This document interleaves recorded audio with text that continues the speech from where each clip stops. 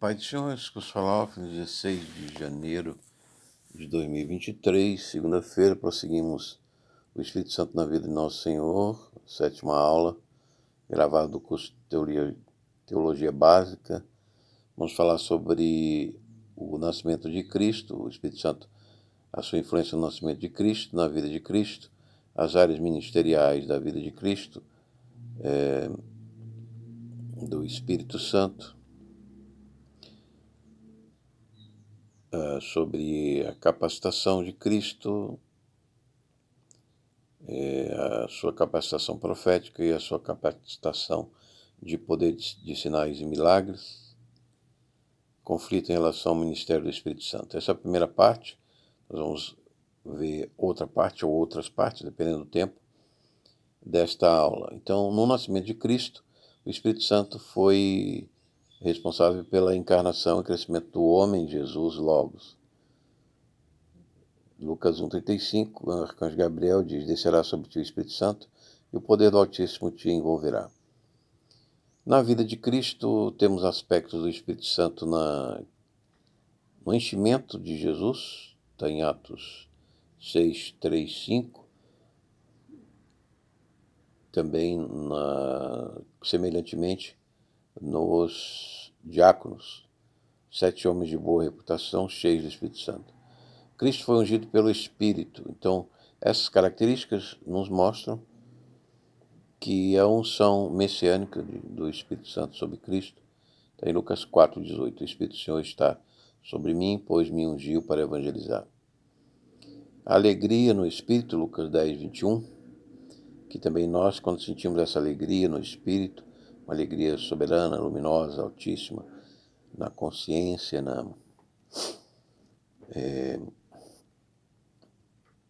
no aspecto espiritual do nosso ser, na crença, na fé, na religiosidade, é uma atuação do Espírito Santo. Lucas 10:21, se alegrou Jesus em espírito e deu graças. Eu te dou graças, ó Pai, Senhor do céu e da terra, porque escondeste essas coisas aos sábios entendidos e as revelaste aos pequeninos deste mundo. Também a capacitação do Espírito Santo para curas, sinais, prodígios, milagres, ocorreu sobre a vida de nosso Senhor Jesus Cristo. Cristo foi capacitado pelo Espírito durante toda a vida, foi profetizado por Isaías, experimentado por Jesus de Nazaré em seu ministério de pregação, Lucas 4:18, na realização de milagres, Mateus 12:28. Mas se eu expulso os demônios pelo Espírito de Deus, é chegado o reino dos céus. As áreas do ministério do Espírito Santo foi anunciado pelo profeta Isaías, Lucas 4:18. O Espírito do Senhor está sobre mim, pois me ungiu para evangelizar os pobres. Então, foi toda a capacitação do nosso Senhor Jesus Cristo, recebeu do Pai, e foi atuar a ação do Espírito Santo diretamente. O ministério do Espírito Santo também capacitou a realizar alguns de seus milagres. Jesus fez milagres pelo poder do Espírito Santo. E somente o Messias poderia fazer milagres de curar cego. Isaías 29, naquele dia o surdo ouvirá as palavras, né? Então, Isaías profetizava que só o Messias traria esse tempo. Isso era um sinal muito forte da chegada, da identificação do Messias. Curar cegos, surdos, mudos. Então, não há relato no Antigo Testamento de cura de cegos, e isso foi um sinal muito forte que Jesus praticou. Mateus 9, 27, 31. Cura generalizada em Mateus 11:5, de cegos. E isso criou uma grande revolta do sistema religioso dominante, satânico da época, os fariseus saduceus. E aí veio o conflito com os sinais do Espírito Santo, que ainda permanece até hoje, né? Nós vemos aí muitos presbiterianos, muitos calvinistas com o cessacionismo da obra do Espírito Santo. É lamentável, né, que Jesus ressalta que a igreja fará sinais ainda maiores, porque ele irá para o Pai.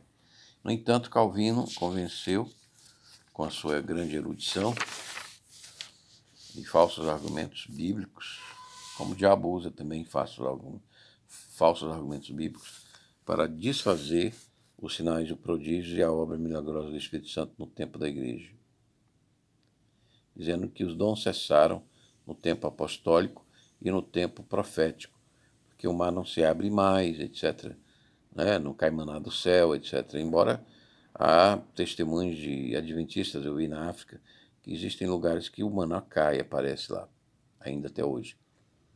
E já vi também missionários dizer que a água do rio se abriu para ele, em missões na África. É claro que Deus não é exibicionista e não opera seus milagres, seus dons, senão para a edificação da sua obra. Eu mesmo recebi um dom de leitura em italiano para descobrir, então, um livro de Bárbara Frale sobre a testade de óbito de Nosso Senhor Jesus Cristo no Sudário, que foi escondido da notícia mundial na época da fraude do exame de carbono 14, da difamação dessa relíquia de Nosso Senhor Jesus Cristo, que devemos amar, estudar, guardar e beijar sempre.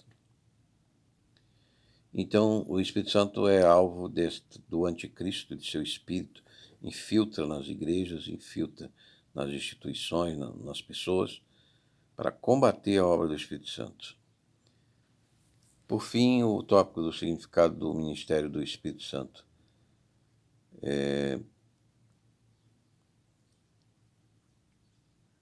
A dependência de Cristo, do Espírito Santo, do Pai, dependia da orientação do poder do Espírito, em alguns milagres que se realizou.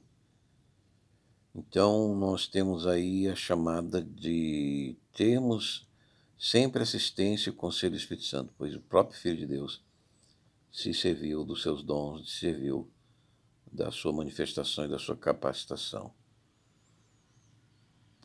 E temos aí o desenvolvimento da...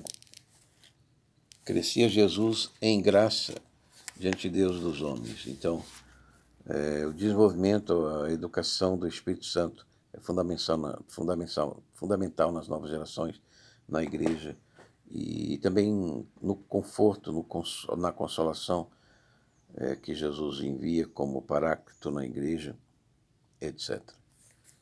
E, por fim, nós vemos a morte, o Espírito Santo na morte de Nosso Senhor Jesus Cristo. Então, ele se entregou pelo Espírito. Então, a morte de Cristo foi um sacrifício em que o Senhor se entrega pelo Espírito Santo. Ele, assim como ele foi tentado ao diabo, foi levado à tentação ao diabo no deserto 40 dias, ele se entregou para a nossa expiação do pecado e redenção pelo Espírito Santo.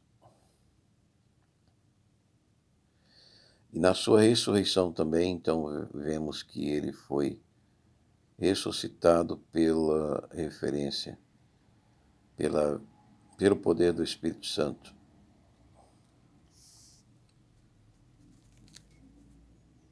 Romanos 1:3.